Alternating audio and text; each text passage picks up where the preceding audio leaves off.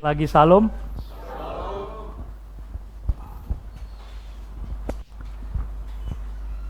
Banyak ping sore hari ini. Karena ini hari Valentine, maka firman Tuhan hari ini juga tentang kasih sayang. No, kidding.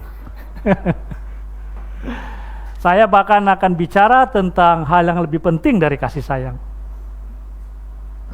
Fulus.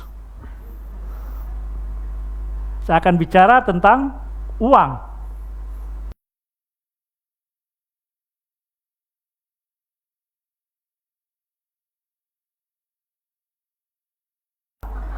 Uang lebih penting dari kasih sayang.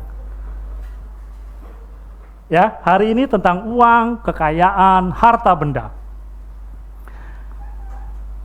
Tapi saya tidak akan memberikan nasihat keuangan, bagaimana melipat gandakan aset saudara-saudara ya lewat pasar saham, pasar modal, investasi, properti, ya, apartemen, rumah segala macam. Enggak. Untuk itu di sini banyak ahlinya saudara-saudara, yang sudah sering mendapat cuan. Bicara soal uang, artinya tidak terlepas dari keberadaan gereja kita di sini. Karena keberadaan kita di sini juga, kalau mau jujur, tidak lepas dari persoalan uang. Kalau kita mau jujur, salah satu motivasi terbesar kita merantau ke Kuwait ini, akhirnya jadi jemaat di gereja ini, karena ingin mendapatkan penghidupan yang lebih baik. Karena ingin mendapatkan penghasilan yang lebih besar. Kalau kita mau jujur, saya nggak yakin ada di antara kita motivasinya waktu datang ke sini ya karena tertarik dengan budaya padang pasir, karena ingin menginjili orang Arab. Saya nggak yakin. Mungkin ada, tapi saya mengakui saya tidak karena itu. Ya. Bicara tentang uang, susah-susah sulit. Bukan susah-susah mudah, susah-susah sulit. Padahal hampir sebagian besar waktu kita itu kita habiskan memikirkan bagaimana mencari uang, bagaimana mengumpulkan uang, bagaimana menyimpan uang, bagaimana membelanjakan uang, bagaimana menginvestasikan uang. Tapi begitu kita bicara topik menyentuh uang, biasanya jadi perbincangan yang nggak mudah. Soal uang, harta benda, kekayaan, bahkan buat sebagian orang itu topik yang tabu. Kalau ada orang-orang berkumpul, lagi kongko gitu, tiba-tiba ada satu orang yang mengungkit soal uang, biasanya jadi hening. Seperti sekarang ini.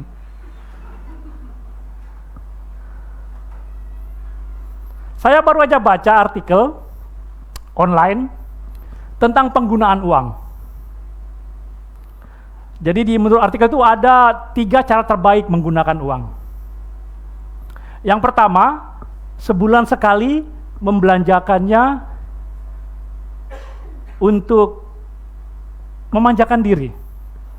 Me time seperti ibu-ibu pagi ini mungkin. Ya. Atau pergi menikmati masakan kesukaan di restoran favorit. Atau perawatan diri. Cara terbaik kedua, menurut artikel itu, menggunakannya setahun sekali untuk mendapatkan pengalaman yang bisa dikenang di kemudian hari. Pulang kampung, berwisata ke luar negeri, ke tempat-tempat yang belum dikunjungi, seperti yang dilakukan oleh Dina, dan Kak Feni. Itu salah satu yang dianggap baik untuk menggunakan uang. Setahun sekali, ciptakanlah pengalaman untuk kau kenang dengan orang-orang tercinta, dengan sahabatmu, dengan keluargamu. Fulus. Yang ketiga, itu adalah dengan bermurah hati, memberikan uang kita untuk tujuan yang mempunyai dampak sosial. Misalnya menyantuni anak yatim, mengangkat anak asuh. Nah, ada cara terburuk, lagi-lagi menurut artikel itu. 3 juga disebutkan. Yang pertama adalah menimbun uang itu untuk diri sendiri. Basically jadi pelit, nggak mau berbagi lah. Itu cara yang menurut artikel itu paling buruk. Cara kedua yang paling buruk adalah menggunakannya yang membuat menyakiti orang lain secara psikis ya. Misalnya dengan mempertontonkan, membelanjakannya untuk menimbulkan rasa cemburu kepada orang lain. Cara terburuk yang ketiga adalah menghambur-hamburkannya, ya, belanja secara impulsif, berfoya-foya, berjudi. Nah, itulah cara ketiga yang buruk. Lagi-lagi menurut artikel itu, ya, kalian teman-teman bisa refleksikan sendiri. Ya. Nah, khotbah hari ini diambil dari Lukas. Kalau sebelumnya saya mengambil dari Lukas 2 ya. Sekarang dari Lukas 16 ayat 1 sampai 13. Di dalamnya itu ada perumpamaan tentang bendahara yang tidak jujur. Yesus seperti kita tahu seringkali menggunakan perumpamaan yang berasal dari kehidupan sehari-hari masyarakat pada saat itu. Sehingga murid-muridnya bisa relate ya, secara batin dan secara fisik untuk memudahkan murid-muridnya mengerti apa yang diajarkan Yesus. Nah, 11 dari 39 perumpamaan Yesus itu terkait soal uang, harta benda, kekayaan. Kurang lebih 30% dari perumpamaan Yesus itu soal itu. Ya, jadi uang, kekayaan, harta benda itu penting dalam kekristenan. Ya.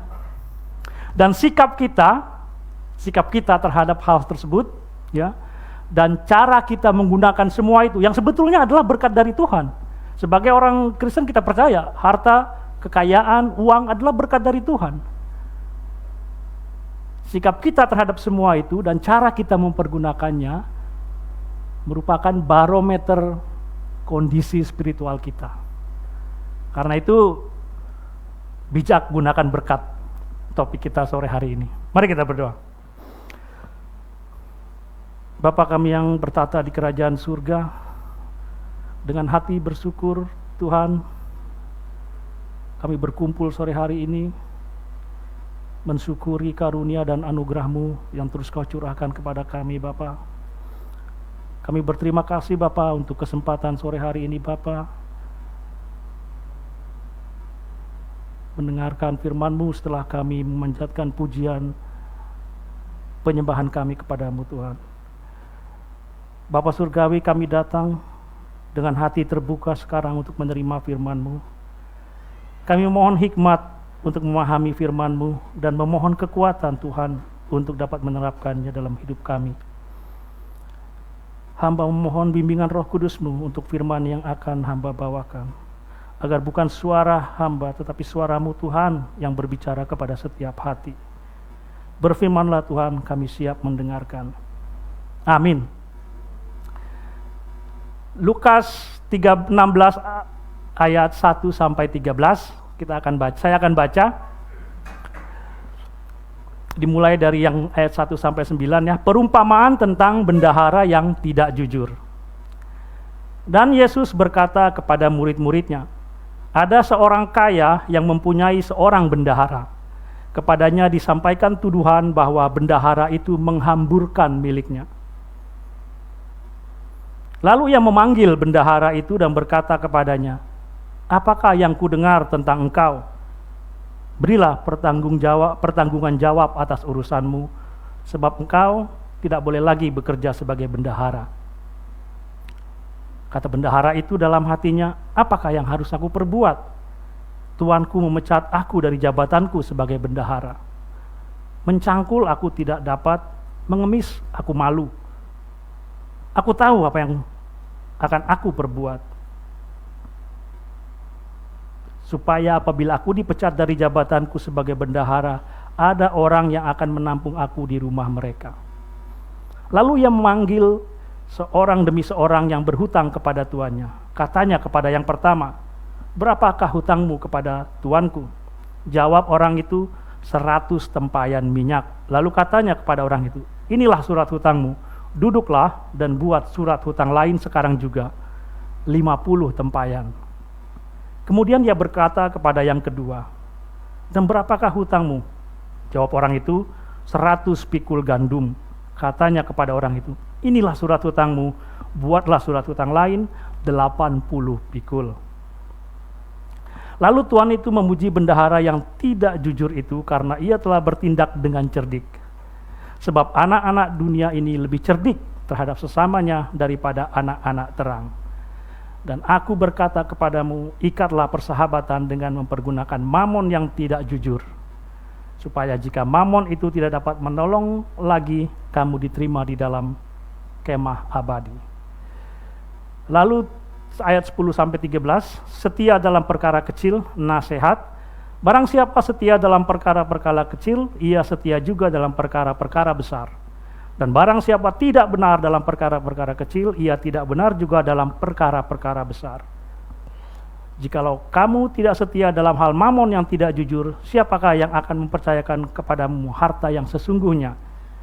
Dan jikalau kamu tidak setia dalam harta orang lain, siapakah yang akan menyerahkan hartamu sendiri kepadamu? Seorang hamba tidak dapat mengabdi kepada dua tuan, karena jika demikian, ia akan membenci yang seorang dan mengasihi yang lain, atau ia akan setia kepada yang seorang dan tidak mengindahkan yang lain. Kamu tidak dapat mengabdi kepada Allah dan kepada mamon. Demikian firman Tuhan dari Lukas 16 ayat 1-13. Sebelum kita membahas lebih jauh perikop ini, saya mau kita melangkah sedikit ke belakang,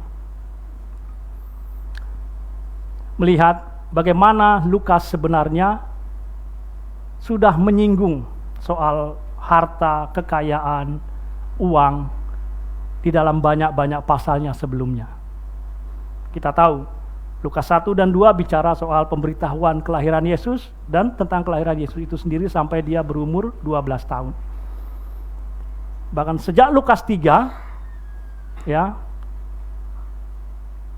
Lukas sudah mencatat ketika Yohanes Pembaptis berkata kepada banyak orang bahwa mereka tidak cukup hanya bertobat, tapi juga harus menghasilkan buah-buah yang sesuai dengan pertobatan. Ini membuat banyak orang itu bertanya-tanya, apa yang harus aku lakukan supaya aku menghasilkan buah-buah yang sesuai dengan pertobatan? Maka Yohanes Pembaptis menjawab kepada mereka, setiap orang harus mau berbagi kepada yang tidak punya. Ya, pemungut cukai jangan memungut lebih daripada yang ditentukan. Prajurit, kata Yohanes Pembaptis, jangan merampas, jangan memeras, tapi hiduplah, cukupkan dirimu sesuai dengan gajimu. Lalu di dalam Lukas, saya jadi agak lupa nih, grogi karena istri saya datang. Kemudian di dalam Lukas 6, ya, Lukas 6 ayat 20 dan 24, Yesus mengatakan bahwa orang-orang miskin supaya berbahagia karena mereka yang mempunyai kerajaan surga. Tetapi orang-orang kaya diperingatkan oleh Yesus, ya, bahwa mereka akan celaka jika mereka menyandarkan penghiburan dan sukacita mereka kepada kekayaan mereka. Itu Lukas 6. Kemudian di Lukas 8 ayat 1-3 mengisahkan soal apa? Perempuan-perempuan yang melayani Yesus dan murid-muridnya dengan kekayaannya, soal kekayaan. Lukas 9 ayat 1-6. Lukas mengutus ke-12 murid tanpa bekal, nggak dikasih uang, nggak bawa roti, nggak ada baju ganti. Soal harta benda. Mereka harus percaya bahwa Tuhan akan memenuhi kebutuhan mereka dalam pelayanan. Ya. Lalu Lukas 10 ayat 1 sampai 12. Sama, mengutus lagi. Kali ini 70 orang muridnya, nggak dikasih bekal. Kemudian Lukas 12 ayat 13 sampai 34. Di mana di situ Yesus memberikan perumpamaan tentang orang kaya yang bodoh, menimbun hartanya di dunia, tapi akhirnya miskin di hadapan Allah. Yesus juga mengajarkan di situ kepada murid-muridnya bahwa apa? Jangan khawatir dengan sandang dan pangan, tetaplah bersedekah dan mencari kerajaan Allah. Di Lukas 15 ada perumpamaan yang sangat terkenal soal apa? Soal anak yang hilang. Si bungsu minta hartanya dari ayahnya, pergi meninggalkan rumah, berfoya-foya, menghamburkan uangnya, jatuh miskin akhirnya, begitu miskin hingga pada suatu titik dia harus seperti ingin makan makanan babi untuk bertahan hidup, sebelum kemudian dia pulang ke rumah bapaknya. Abangnya rajin bekerja, mengumpulkan harta. Tapi sama saja, ketika anaknya pulang, dia tidak terima. Ketika adiknya pulang, dia tidak terima bahwa ayahnya menyambut anak hilang itu dengan tangan terbuka. Dua-duanya kakak beradik ini terbius, terbuai oleh harta benda dan kekayaan. Nah, di dalam perikop kita ini, kalau teman-teman amati, ada beberapa kata yang maknanya sebetulnya serupa. Kaya, milik, jabatan, mamon, nanti kita bahas mamon lebih detail, harta, semuanya itu adalah tentang kekayaan dunia. Jadi di dalam perikop ini kembali, dalam pasal ke-16,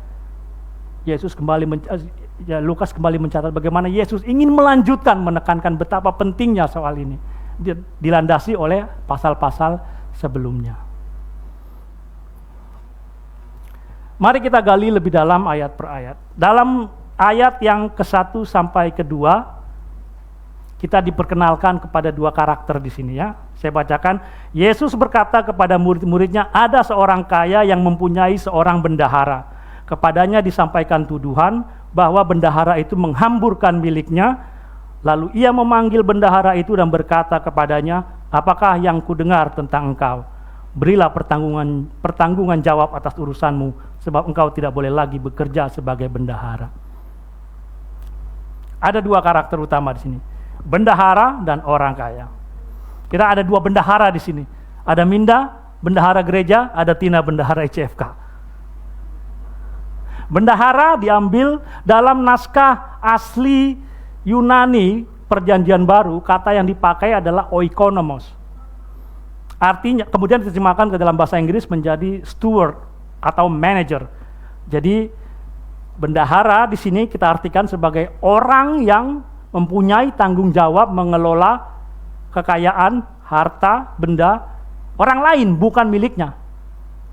Ya.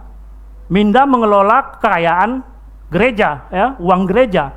Tina mengelola uang ICFK, bukan uang dia, bukan uang mereka. Dan sewaktu-waktu bendahara ini dimintai pertanggungjawaban atas pengelolaannya terhadap hal tersebut. Minda tiap kali kita leadership meeting, dia pertanggungjawabkan kepada elder leader ini penggunaan keuangan kita, disajikan di sini sebulan sekali kita ibadah. Tina juga begitu, dalam rapat ICFK dia jelaskan penggunaan kekayaan asetnya ICFK ini. Ya, kemudian dia share di Facebook tiap bulan. Itu mengelola sesuatu yang bukan miliknya, milik orang lain. Kalau terbukti gagal, kita pecat Minda sebagai bendahara gereja, misalnya. Karakter kedua, orang kaya. Pada zaman itu, pada zaman Yesus hidup itu, ada banyak orang kaya ya, punya ternak banyak, punya kebun luas, lahan pertanian besar. Nah, orang-orang kaya seperti ini umumnya karena mungkin kekayaannya banyak sekali dan tersebar di banyak tempat, dia nggak bisa kelola sendiri. Maka dia memilih seorang bendahara untuk mengelola itu. Dia pilih berdasarkan keterampilan dan juga tentu saja kepercayaan. Tujuannya ya supaya kekayaan dia itu aman lah, ada yang mengawasi, ada yang menjaga, kalau bisa berlipat ganda kekayaan yang dipercayakannya itu. Nah, di sini si orang kaya ini mendengar bahwa bendaharanya menghambur-hamburkan uangnya, dan dia sudah mengambil keputusan, you are fired, ya, you have to go, katanya ke bendahara itu. Perilaku bendahara ini lazim. Hari-hari ini hampir setiap hari kita lihat perilaku seperti bendahara ini. Mulai dari pejabat paling rendah sampai menteri, mulai dari pimpinan parpol dan ormas, bahkan pemuka-pemuka agama, seolah berlomba-lomba untuk menyalahgunakan kepercayaan, menyalahgunakan wewenangnya untuk memperkaya diri sendiri. Mereka tidak mencontoh, seperti bendahara kita, mereka tidak mencontoh Yusuf. Yusuf tidak menyalahgunakan wewenangnya. Ya. Yusuf yang dipercaya sebagai pengelola rumah tangga Potifar memandang tugasnya itu sebagai amanat yang suci. Dan dengan demikian, dia tidak mau menyalahgunakannya. Meskipun pada saat istri Potifar sendiri menyediakan diri untuk disalahgunakan. Yang Winda ketawa, senyum. Paham betul dia ceritanya. Ya. Nah, sebagai pengikut Kristus semua di sini, kita percaya semua yang ada pada kita, ya, waktu kita, tenaga kita, talenta kita, uang kita, deposito kita, rumah kita, apartemen, semuanya itu milik siapa? Milik Tuhan. Ya, semua percaya itu ya. Dan suatu saat dia akan minta pertanggungjawaban bagaimana kita menggunakan semua itu. Apakah untuk kepentingan dia, pemilik sah dari semua itu, atau hanya untuk kesenangan kita, keberhasilan kita, kesuksesan kita pribadi. Tanya kepada diri kita masing-masing mulai hari ini, apakah saya termasuk bendahara yang tidak jujur?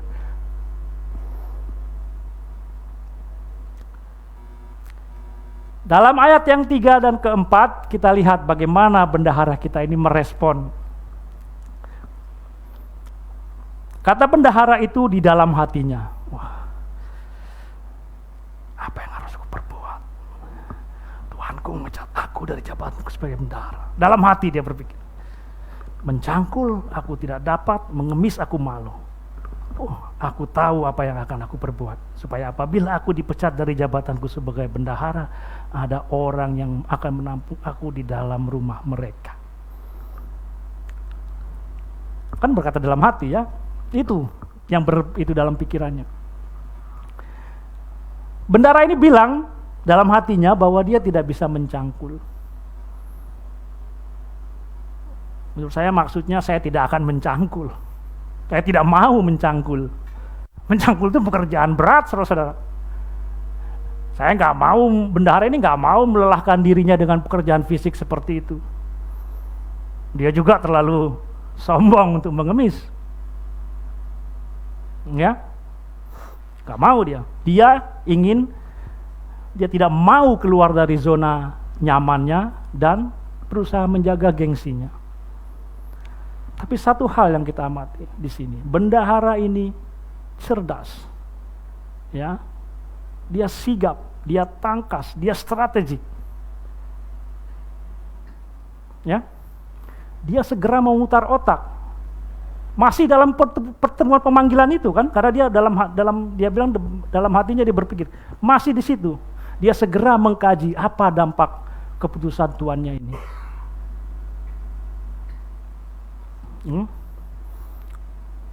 Dan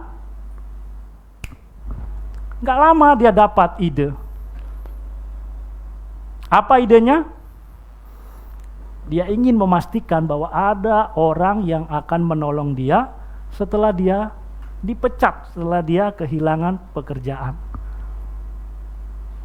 Siapa yang pernah kehilangan dipecat dari jabatan di sini? Siapa yang pernah kehilangan pekerjaan di sini? Saya pernah. Saya pernah kehilangan jabatan saya. Saya pernah dipecat dari pekerjaan saya.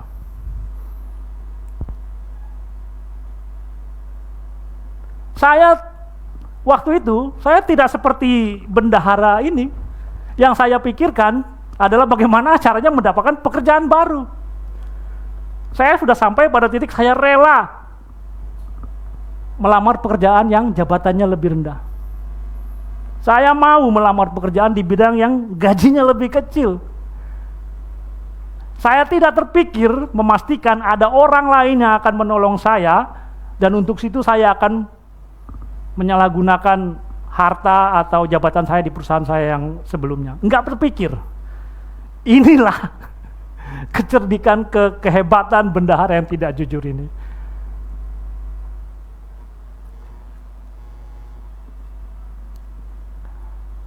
Kita lanjut. Banyak yang sedang merenung kelihatannya.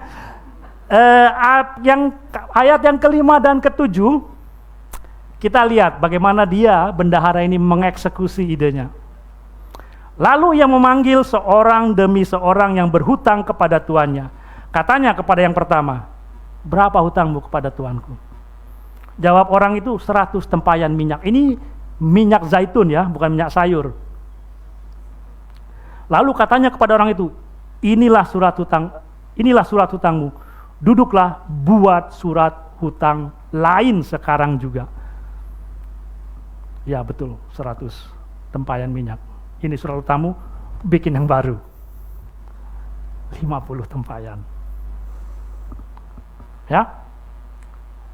Kemudian ia berkata kepada yang kedua, dan berapakah hutangmu? Jawab orang itu, 100 pikul gandum. Katanya kepada orang itu, inilah surat hutangmu, buatlah surat hutang lain. Berapa? 100 pikul gandum. Ya betul. Ini surat hutangmu, bikin yang baru. Ya, 80 pikul. Bendahara ini saudara-saudara benar-benar tangkas, sigap. Ya, dia bergerak cepat mengeksekusi idenya itu. Begitu cepat sebelum majikannya ini, tuannya ini, memberitahu orang-orang yang berhutang kepada dia bahwa dia sudah dipecat. Sigap. Gerak cepat. Hah? Gerak cepat.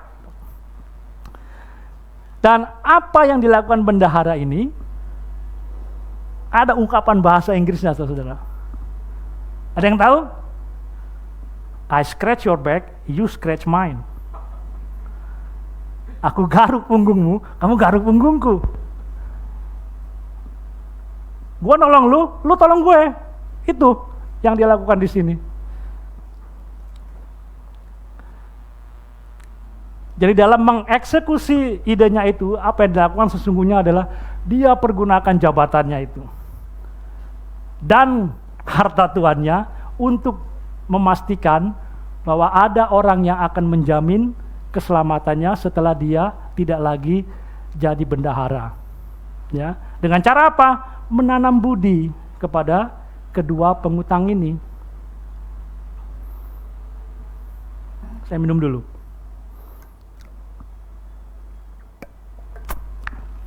Dan kedua pengutang ini dengan senang hati ambil bagian dalam melaksanakan idenya si bendahara ini.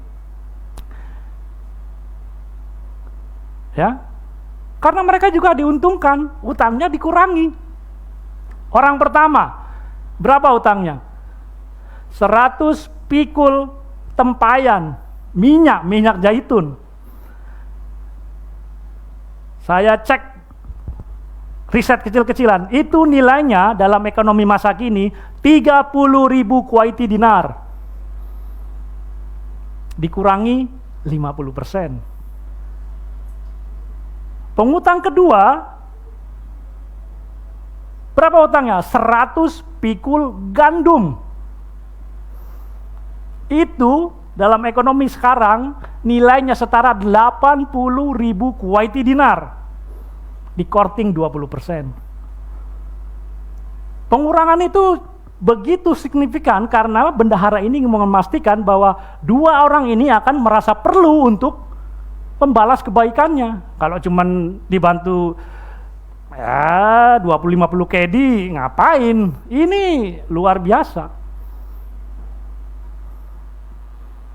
Dan satu hal lagi kita lihat di sini, bahwa dia memanggil satu persatu, enggak dipanggil barengan. Dia ingin memberikan kesan kepada masing-masing orang ini bahwa masing-masing mendapat perlakuan istimewa. Padahal enggak, dia lakukan itu untuk kedua orang. Nah, siasatnya ini mengkonfirmasi bahwa dia ini betul-betul bendahara yang tidak jujur. Tuduhan yang disampaikan kepadanya tidak membuat dia berhenti. Dia malah semakin cerdik memanfaatkan jabatannya dan kekuasaannya, jabatannya dan harta majikannya untuk menjamin keselamatannya di masa yang akan datang. Ada yang pernah nonton film Catch Me If You Can? Ya? Udah 20 tahun lalu mungkin. Cerita tentang seorang bernama Frank Abagnale Jr. Pemerannya Leonardo DiCaprio. Sutradaranya Steven Spielberg. Dia ini karakternya adalah sebagai penipu. Ulung sekali. Dia malsuin cek, dia menyamar jadi pilot, jadi dokter, jadi pengacara. Banyak uang karena kecerdikannya dalam menipu. Sama seperti bendahara ini, sebelum dia tertangkap, dia mengamankan masa depannya dengan menegosiasikan kesepakatan dengan FBI supaya dia bekerja untuk FBI. Dan setelah itu dia berhasil menangkap penipu-penipu lain. Intermezzo aja. Kita lanjut ke ayat yang ke-8. Ini harus hati-hati ayat ke-8 ini. Lalu Tuhan itu memuji bendahara yang tidak jujur itu karena ia telah bertindak dengan cerdik. Sebab anak-anak dunia lebih cerdik terhadap sesamanya daripada anak-anak terang. Nah, sekilas ini mungkin membingungkan. Semua yang kita baca tadi adalah perkataan Yesus kepada murid-muridnya. Kenapa Yesus dalam perkataannya memuji seorang penipu dalam perumpamaannya? Nah, bagian pertama dari ayat ini adalah penutup dari perumpamaan tersebut. Diakhiri dengan si kaya memuji bendaharanya. Si kaya memuji bendahara, bukan Yesus memuji di situ. Memang itu perumpamaan yang disampaikan Yesus, tapi dalam perumpamaan itu si kaya yang memuji bendahara yang tidak jujur ini.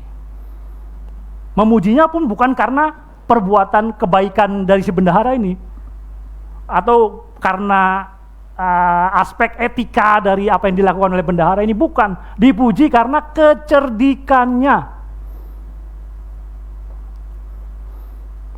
Di bagian kedua dari ayat 8 inilah Yesus mulai menjelaskan. Yesus menjelaskannya dengan membagi umat manusia ini dalam dua kelompok. Anak-anak dunia, anak-anak terang. Teman-teman udah bisa mengasosiasikan nih, mana nih anak-anak dunia, mana nih anak-anak terang. Ya, anak-anak dunia adalah orang-orang yang menjalani hidupnya seolah-olah tidak ada lagi dunia setelah ini. Hanya dunia inilah yang akan ada. Mereka memanfaatkan semua kemampuan mereka, keterampilan mereka untuk bisa sukses, berhasil mengumpulkan kekayaan di dunia ini. Sebaliknya, anak-anak terang adalah orang-orang yang percaya bahwa dunia ini sementara, tidak kekal. Akan ada lagi yang lain. Makanya mereka menjalani hidupnya dengan menjalin hubungan dengan Kristus. Yang mereka percaya bahwa dialah pemilik sesungguhnya dunia ini dan dunia yang akan datang yang lebih kekal.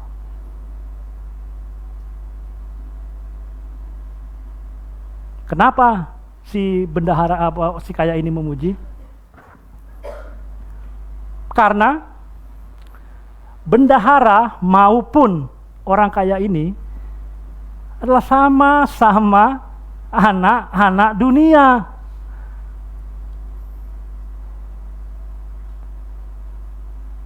Si orang kaya ini bisa menghargai, memuji apa yang dilakukan oleh bendahara karena dia mengenali trik itu. Kalau dia berada di posisi yang sama, dia akan lakukan juga.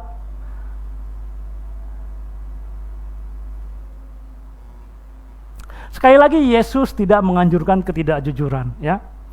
Dia mengingatkan kepada murid-muridnya dan kepada kita semua di sini, ya, bahwa orang-orang yang tidak percaya seringkali lebih cerdik, ya, dalam mencari cara untuk mengamankan kekayaan duniawi dibanding orang-orang percaya dalam mencari cara untuk mengamankan kekayaan yang kekal di surga. Itu yang mau diajarkan oleh Yesus di sini.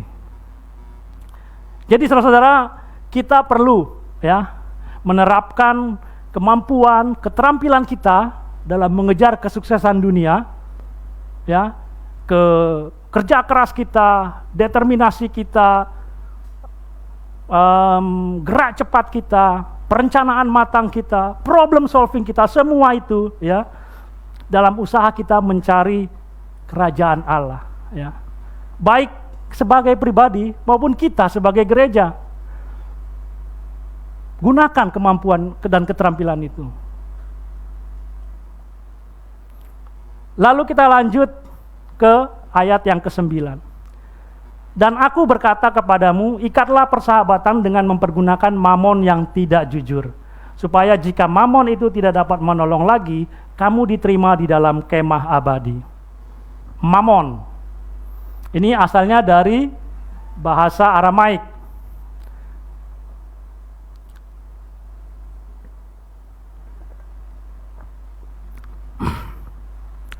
Mamon itu berarti harta duniawi, ya, kepemilikan, uang, properti, semuanya. Dan kita lihat di sini ada dua karakter yang bisa kita lihat dari mamon ini, sesuai dengan apa yang dikatakan Yesus. Pertama, meskipun mamon itu sebetulnya netral, tapi orang seringkali tidak jujur dalam mendapatkannya. Lewat manipulasi, lewat penipuan, penggelapan, motivasi keserakahan, dan akhirnya menjadi akar dari segala dosa. Bisa kita baca dari 1 Timotius 6 ayat 9 sampai 10. Ada yang bisa baca?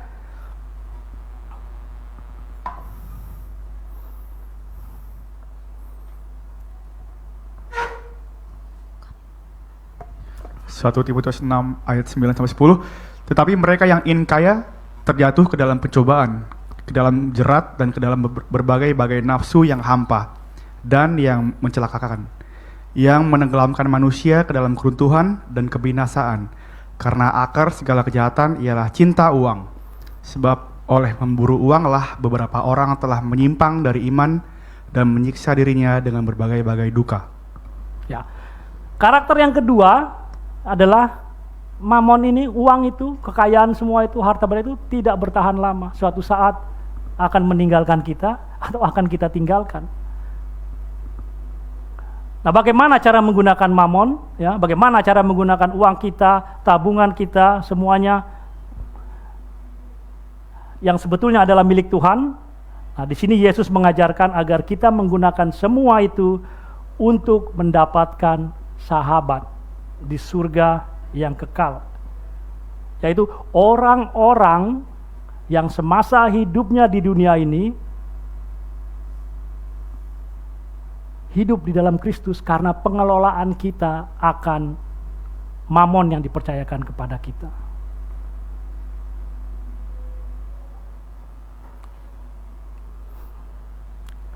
Kalau begitu, Apakah kita tidak boleh menikmati harta, uang, benda, kekayaan semua yang kita miliki? Kalau hanya apakah hanya untuk memenangkan jiwa-jiwa tersebut? Nggak boleh apa kita menikmati apa yang kita dapat, apa yang kekayaan kita. Tolong dibaca lagi Mike di dalam Pengkhotbah 5 ayat 18. Pengkhotbah 5 ayat 18. Lihatlah, yang kuanggap baik dan tepat ialah kalau orang makan minum dan bersenang-senang dalam segala usaha yang dilakukan dengan jerih payah di bawah matahari selama hidup yang pendek, yang dikaruniakan Allah kepadanya, sebab itulah bahagiannya. Kayaknya agak lain ya. Mungkin saya bacakan di sini di Pengkhotbah 5 ayat 18. Setiap orang yang dikarunia Allah kekayaan dan harta benda dan kuasa untuk menikmatinya, untuk menerima bahagiannya dan untuk bersukacita dalam jerih payahnya, juga itu pun karunia Allah. Sama ya? Oh, ayat 19. Mungkin agak beda-beda. Tapi ya, ini yang saya maksudkan. Setiap orang dikarunia Allah, ya.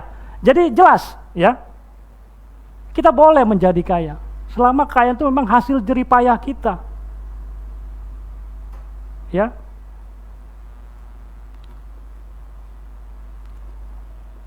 Kita boleh, sangat boleh menikmati kekayaan kita.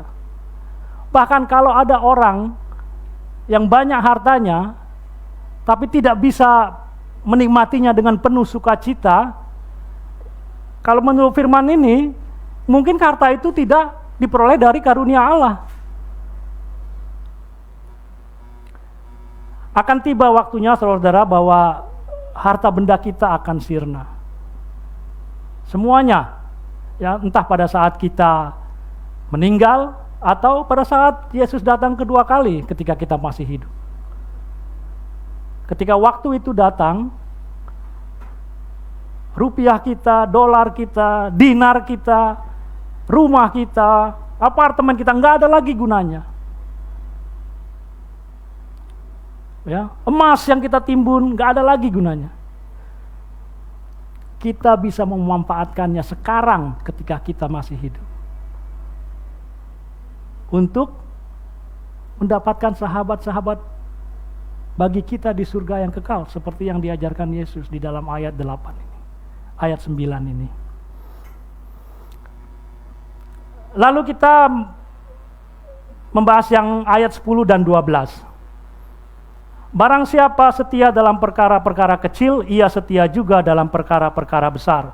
Dan barang siapa benar dalam perkara-perkara kecil, ia tidak benar juga dalam perkara-perkara besar. Jadi jikalau kamu tidak setia dalam hal mamon yang tidak jujur, siapakah yang akan mempercayakan kepadamu harta yang sesungguhnya? Dan jika kalau kamu tidak setia dalam harta orang lain, siapakah yang akan menyerahkan hartamu sendiri kepadamu? Di sini Yesus menunjukkan 3 kontras. Perkara-perkara kecil dikontraskan dengan perkara-perkara besar. Mamon yang tidak jujur dikontraskan dengan harta yang sesungguhnya. Ya, yang ketiga, harta orang lain dikontraskan dengan hartamu sendiri. Perkara-perkara kecil, mamon yang tidak jujur, harta orang lain, semuanya merujuk kepada hal yang sama, yaitu kekayaan yang fana yang ada di dunia ini. Sebaliknya, perkara-perkara besar, harta yang sebenarnya, hartamu sendiri, itulah kekayaan yang kekal, yang menjadi apa tujuan kita untuk kita dapatkan setelah dia di dalam surga yang kekal. Meskipun demikian, saudara-saudara, harta dunia itu bisa menjadi sebagai ujian terhadap kita. Ya. Fungsinya pentingnya adalah untuk menguji apakah kita mampu mengelola harta dunia tersebut dengan bijak, sehingga menghasilkan harta yang kekal di surga berupa sahabat-sahabat yang kemudian menjadi terselamatkan karena kita memanfaatkan harta dunia kita. Saya mau cerita sedikit.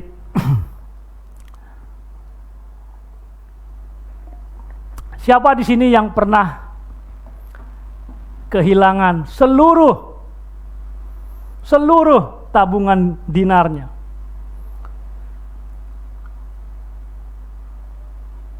Saya mengalaminya. Tidak lama setelah saya kembali dari cuti awal tahun ini, kira-kira 2 minggu lah setelah saya kembali ke Kuwait, hari itu saya di kantor iseng-iseng cek mobile banking application saya. Saya cek current balance 0. Nah, ini lagi error ini aplikasi ini, saya pikir ya. Saya log out, login lagi. Cek lagi, current balance masih 0. Saya mulai bingung nih, apa yang terjadi nih? Mungkin lagi nggak bisa dipakai ini mobile banking. Saya ke laptop, login online banking. Cek lagi, current balance kosong. Saya mulai agak panik, saudara, khawatir saya, kok bisa begini ya kan? Terus saya teringat sebentar lagi Kepas harus bayar tuition gitu kan. Gimana ini, apa yang terjadi kan? Kemudian saya cek transaction history. Loh, ada transaksi memindahkan seluruh saldo saya, banyak loh, nggak bercanda. Seluruh saldo saya ke kartu kredit. Kok bisa begini? Di bawah itu di ground floor di kantor saya itu ada counter bank itu. Saya datangin. Ini yang terjadi sama saya. Uang saya kandas ini, amblas, nggak ada lagi di rekening saya. Oh, we cannot help you, katanya gitu. Ngapain kamu ada di sini kalau nggak bisa bantu? No, you have to speak to customer service or go to our head office, kata dia. Awalnya mau ke head office lama lagi, ke head office bank lama lagi, saya telepon langsung. Saya ceritakan apa yang terjadi. Customer service kan tahu sendiri kan. Okay, what's your name, what's your date of birth, your civil ID number. Aku udah, masa kamu nggak tahu gitu kan? Dari nomor yang masuk aja harusnya tahu. Kapan kamu terakhir kali melakukan transaksi online? Kapan kamu terakhir kali pakai kartu kreditmu? Apakah kamu pernah mengklik link-link yang tidak biasa? Saya jawab semua itu. Terus kata dia, oke, ini kita harus laporkan sebagai fraudulent transaction, ya, fraudulent transaction, dan kita harus blokir kartu debit kamu, kartu kredit kamu, dan juga kita harus revoke akses kamu ke mobile banking, internet banking. Oke, saya bilang gitu. Yang penting ini, begitu saya dengar fraudulent transaction, lakukanlah apa yang perlu gitu kan, maksud saya supaya uang itu bisa kembali, ya kan? Ya, saya sanggupi semua. Terus bagaimana saya ini, saya tanya. Ya udah, kamu nggak bisa akses apa-apa. Jadi sejak saat itu, saudara-saudara, saya punya dinar cuma yang ada di dompet, nggak ada lagi yang lain. Saya nggak bisa akses itu, di kartu kredit nggak ada, di kartu debit nggak ada, internet banking, online banking nggak bisa diakses. Cuma 6 dinar kali di dompet saya waktu itu. Sampai akhirnya mereka berhasil, ya. Setelah mereka melakukan investigasi semacam itu, nggak tahu saya apa penyebabnya. Saya tidak 100% saya yakin saya tidak melakukan transaksi itu. Puji Tuhan akhirnya uangnya kembali. So don't worry. Tapi peristiwa itu, ya, itu sedikit banyak memicu saya menyampaikan message hari ini. Peristiwa itu seolah-olah mengingatkan saya bahwa saya belum teruji dalam perkara-perkara kecil. Itu perkara kecil menurut apa yang kata-kata Yesus ini. Saya mungkin seperti introspeksi begitu loh. Apakah kalau uang itu benar-benar hilang, apakah selama ini saya sudah menggunakannya untuk mendapatkan sahabat seperti yang dibilang oleh Yesus dalam perkataannya kepada muridnya dalam Lukas ini? Enggak, saudara. Saya nggak bisa bilang 100%, to be honest. Makanya saya ingin bagikan ini supaya kita juga punya refleksi yang sama. Ya. Happy ending. Ayat yang terakhir, Lukas 16 ayat 13. Seorang hamba tidak dapat mengabdi kepada dua tuan, karena jika demikian ia akan membenci yang seorang dan mengasihi yang lain. Atau ia akan setia kepada yang seorang dan tidak mengindahkan yang lain. Kamu tidak dapat mengabdi kepada Allah dan kepada Mammon. Lagi-lagi, di Lukas ini, pasal ini, Yesus seringkali mengkontraskan. Anak-anak dunia dia kontraskan dengan anak-anak terang. Perkara-perkara kecil, perkara-perkara dunia dikontraskan. Di sini juga dia kontraskan. Antara orang-orang yang mengabdi kepada harta duniawi dan orang-orang yang melayani Tuhan. Bendahara ini jelas-jelas pengabdi Mammon dia. Kita tentu saja harusnya memilih untuk melayani Tuhan. Tapi itu tidak berarti, saudara-saudara, menurut saya itu tidak berarti bahwa kita boleh mengabaikan kewajiban duniawi kita. Ya, kita tetap harus menafkahi keluarga kita. Ya, dengan bekerja. Dan sesungguhnya bahwa kita sebetulnya adalah dipanggil untuk rajin bekerja menafkahi keluarga kita. Dan bahkan pekerjaan itu sendiri adalah sebuah pelayanan kepada Tuhan jika kita lakukan dengan hati yang benar dan dengan memuliakan Tuhan. Rasul Paulus tetap bekerja sebagai pembuat tenda sambil melayani Tuhan. Jadi kalau kita kaya karena kita rajin bekerja, ya, kalau kita punya harta, punya uang, punya tabungan karena kita rajin bekerja, memang itulah yang dikehendaki Tuhan. Enggak percaya? Kita baca di dalam Amsal 10 ayat 4. Mike, tolong baca lagi. Amsal 10 ayat 4. Amsal 10 ayat 4. Tangan yang lamban membuat miskin, tetapi tangan orang rajin menjadikan kaya. Ya, itu kata firman Tuhan. Kalau kita rajin bekerja, kita jadi kaya, kata firman Tuhan. There's nothing wrong to be rich. Ya, Rasul Paulus pun tetap bekerja.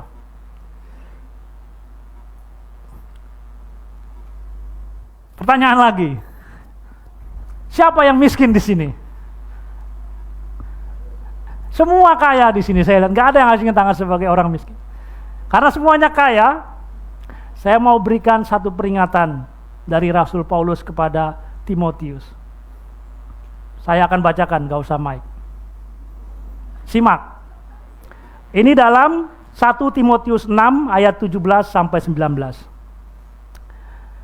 Peringatkanlah kepada orang-orang kaya di dunia ini agar mereka jangan tinggi hati dan jangan berharap pada sesuatu yang tak tentu seperti kekayaan, melainkan pada Allah yang dalam kekayaannya memberikan kepada kita segala sesuatu untuk dinikmati. Peringatkanlah agar mereka itu berbuat baik. Hai orang-orang kaya, berbuat baik. Menjadi kaya dalam kebajikan, suka memberi dan membagi. Dan dengan demikian mengumpulkan suatu harta sebagai dasar yang baik bagi dirinya di waktu yang akan datang untuk mencapai hidup yang sebenarnya. Sudah diperingatkan ya. Ilustrasi terakhir adalah seorang lelaki kaya. Lagi nyetir, mengendarai mobil di jalur puncak. Tahu jalur puncak ya, kan berliku-liku. Waktu itu hujan deras. Pada suatu tikungan, dia sedikit kehilangan kendali. Mobilnya meluncur keluar jalan, menuju jurang. Pada saat-saat terakhir, dia berhasil melepaskan sabuk pengaman, membuka pintu, lompat dari mobilnya. Mobilnya meluncur terus, jatuh ke dasar jurang, meledak, terbakar hebat. Dia sendiri selamat, tidak jatuh ke dasar jurang, tapi mengalami cedera sangat parah.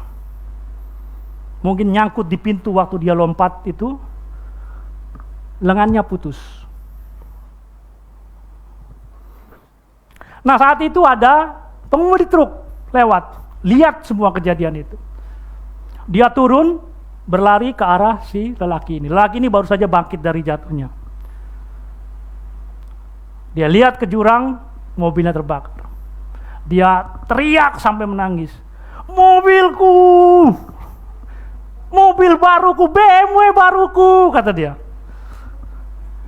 Kata supir ini kan, kau punya problem yang lebih berat itu. Itu tanganmu ada di sebelahmu. Itu sebenarnya cepat-cepat kita bawa ke rumah sakit, kita pergi ke rumah sakit, mungkin ada dokter bedah yang bisa nyambungin lagi tanganmu. Lelaki itu ngelihat tangannya kan, udah nggak ada kan di sini.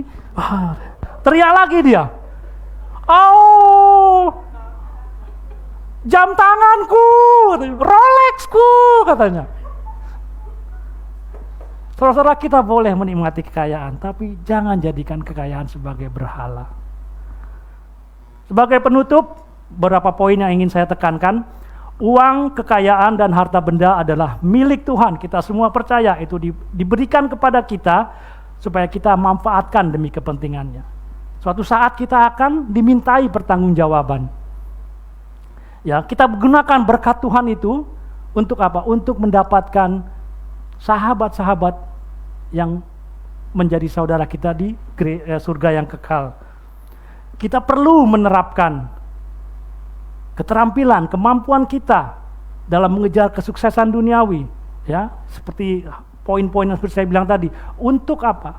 Untuk mencari kerajaan Allah, baik sebagai kita pribadi masing-masing maupun kita sebagai gereja.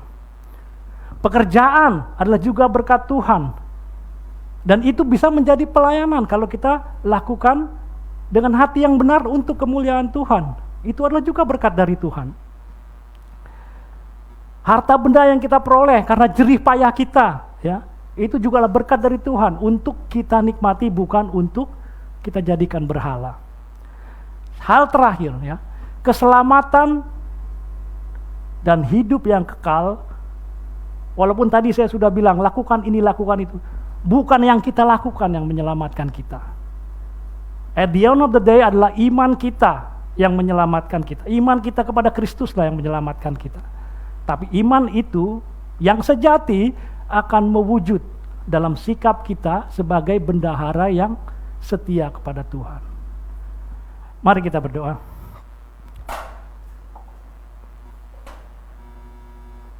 Bapa yang penuh kasih, kami bersyukur atas firman-Mu hari ini. Engkau telah mengajarkan kepada kami melalui perumpamaan tentang bendahara yang tidak jujur, agar kami menjadi bendahara yang setia, yang bijak mengelola semua berkat yang Engkau percayakan. Tolonglah kami Tuhan, agar kami tidak diperbudak oleh harta dunia, tetapi menjadikannya sarana untuk memuliakan nama-Mu, menolong sesama.